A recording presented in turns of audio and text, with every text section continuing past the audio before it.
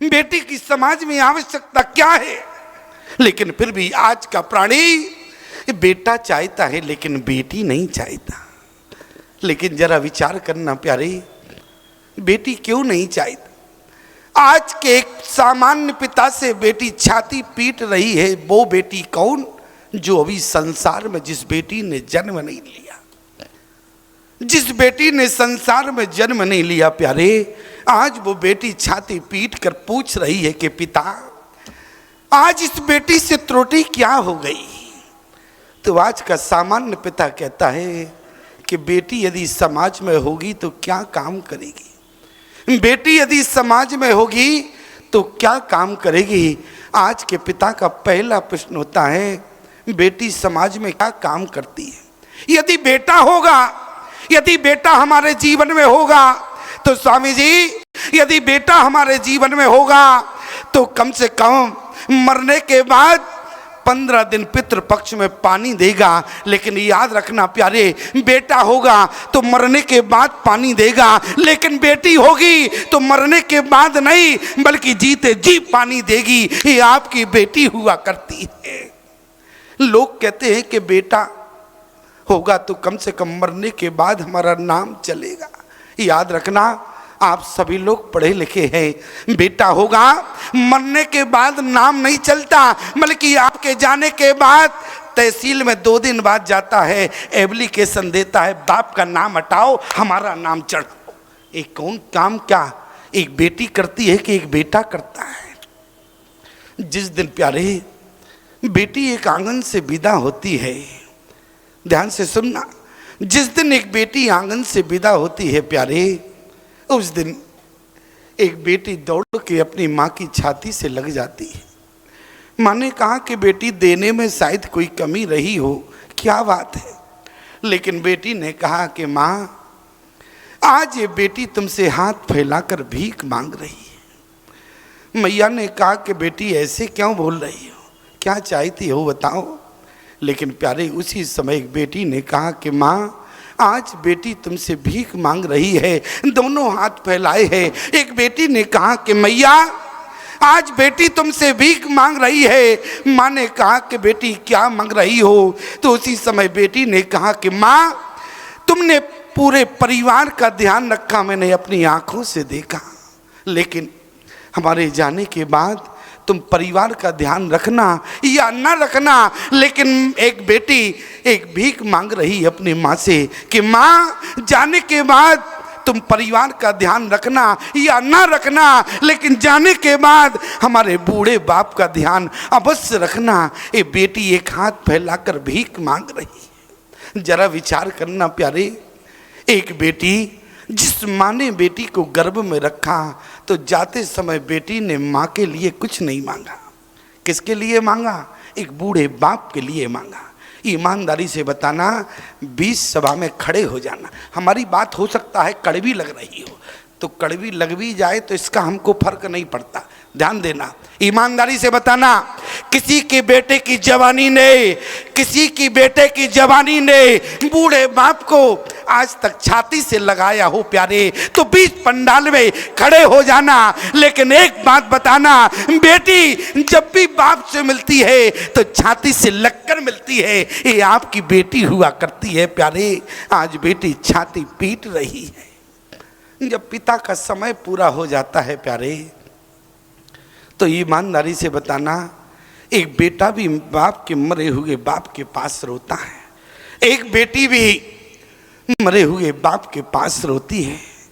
लेकिन जिस समय गांव वालों ने या उसके मोहल्ले वालों पूछते हैं कि बेटा तुम क्यों रो रहे हो, अरे तुम्हारे पिता ने इतना किया, 3 मंजिल मकान बना दिया, जमीन जायदाद सब कुछ है, अब रोने का कारण क्या है। इसके बाद भी बेटा कहता है इस मरे हुए बाप ने हमारे लिए कुछ नहीं किया। लेकिन जब बेटी से पूछा गया कि बेटी तुम क्यों रो रही हो, तो बेटी कहती है कि देखो संसार में मुझ जैसी अभागन बेटी कहीं दूसरी होगी, मुझ जैसी अभागन बेटी संसार में कोई दूसरी नहीं होगी। देखो आज मेरा पिता संसार से चला गया, लेकिन अभागी बेटी आज अंत समय अपने पिता से दो शब्द भी ना बोल पाई। बोले वृद्ध पिता की अरे कर न सकी सेवकाई। आज आपकी बेटी अंत समय इसलिए रो रही है कि अपने बूढ़े बाप की सेवा ना कर सकी, इसलिए आपकी एक बेटी रो रही है। विचार करना प्यारे, जिस समय आज बेटी दरवाजे पर निकलती है, जब विदा होती है, तो वहां पर उसका भाई खड़ा होता, और भाई की जब छाती से लगती है तो भैया के से भी हाथ जोड़कर कुछ मांगने लगती है। बेटी ने कहा कि भैया आज मैं कुछ मांगना चाहती हूँ।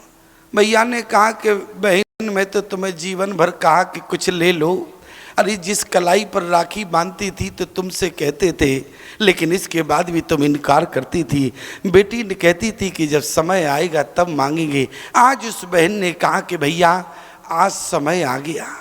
आज बहन ने कहा कि जाने के बाद भैया सिर्फ मुझे इतना वचन दे दो, मेरे जाने के बाद तुम कभी भी ऊंची आवाज में पिताजी से बात नहीं करोगे। ये आपकी बेटी चाहती है। और याद रखना प्यारे, बेटी यदि समाज में होगी तो पुत्री पवित्र।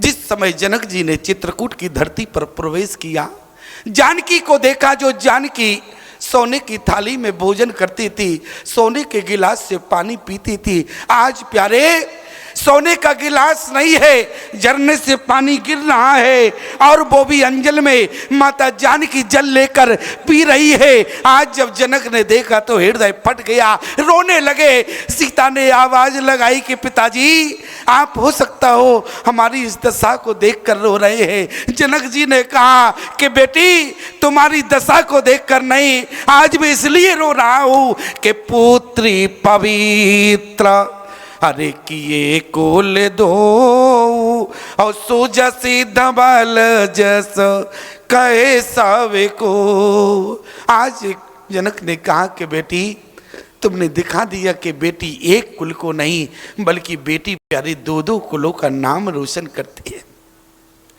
एक पिता का जब समय पूरा हुआ और शमशान ले जा रहे थे, उसके चार चार बेटे थे। शमशान ले जा रहे थे, रास्ते में एक गांव का व्यक्ति आया, बोले रुको। गांव वालों ने कहा कि क्या बात है। वो कहने लगा कि इस मरे हुए व्यक्ति ने मुझसे 1.5 लाख रुपए का कर्ज लिया और जब तक सूद समेत 1.5 लाख का कर्ज वापस नहीं हो जाएगा तब तक मैं इसकी जो है अंतिम क्रिया नहीं होने दूंगा। आज प्यारे गांव वालों ने कहा कि देखो मुर्दे को रखना शुभ नहीं होता है, मुर्दे को रखना शुभ नहीं होता है, इसलिए पहले अंतिम क्रिया होने दो, इसके बाद में शाम को बैठकर बात होगी।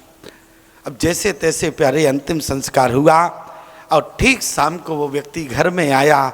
घर में आने के बाद उस व्यक्ति ने यही कहा कि मेरे 1.5 लाख का कर्ज कब मिलेगा। तो जो 4 बेटे थे, चारों बेटों ने इनकार कर दिया। 1.5 लाख का कर्ज, अरे कर्ज किसने लिया? बोले पिता ने लिया। अरे देने का अधिकारी कौन? बोले पिता।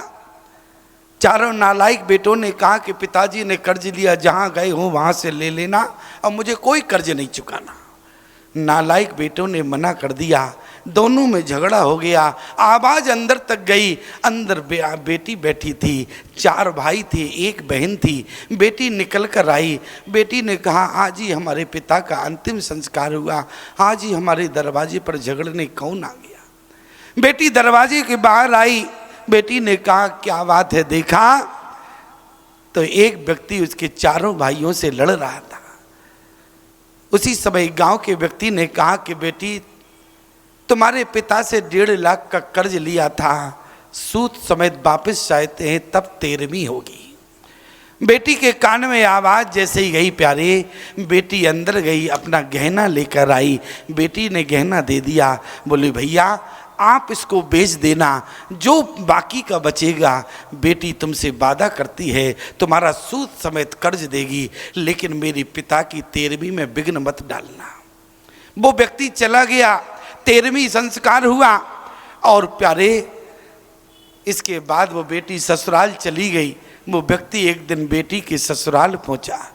बेटी के ससुराल जब पहुंचा प्यारे, तो दूर से बेटी ने देखा, बेटी दौड़ कर आई कि भैया मैंने आपसे कहा था अभी कुछ दिन का समय चाहिए, लेकिन आप तो मेरे घर तक आ गए। उसी समय प्यारे आज उस बेटी के चरणों में अपना सिर रख दिया। उस व्यक्ति ने कहा कि बेटी आज मैं तुमसे 1.5 लाख का कर्ज लेने नहीं आया हूँ, फिर किस लिए आए? उस व्यक्ति ने कहा कि तुम्हारे पिता ने मुझसे कर्ज नहीं लिया था, बल्कि मैंने तुम्हारे पिता से कर्ज लिया था। मैं केवल देखना चाहता था एक कर्ज में बेटों को वापस करूं या एक बेटी को वापस करूं, इसलिए कर्ज लेने के अधिकारी 4 बेटे नहीं बल्कि एक बेटी होती है। इसलिए बेटी मैं सूद समेत तुम्हें कर्ज देने आया हूं, ये आपकी बेटी हुआ करती है। इसलिए प्यारे बेटा बेटी में फर्क जीवन में मत करना।